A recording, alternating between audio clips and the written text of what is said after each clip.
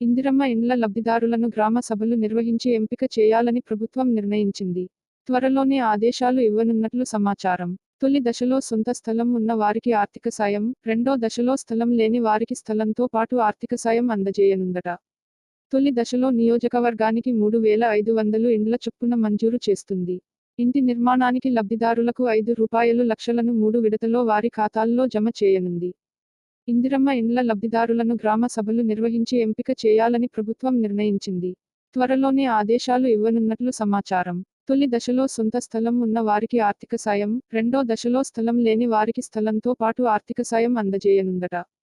తొలి దశలో నియోజకవర్గానికి 3,500 ఇండ్ల చొప్పున మంజూరు చేస్తుంది. ఇంటి నిర్మాణానికి లబ్ధిదారులకు రూ. 5 లక్షలను 3 విడతలో వారి ఖాతాల్లో జమ చేయనుంది.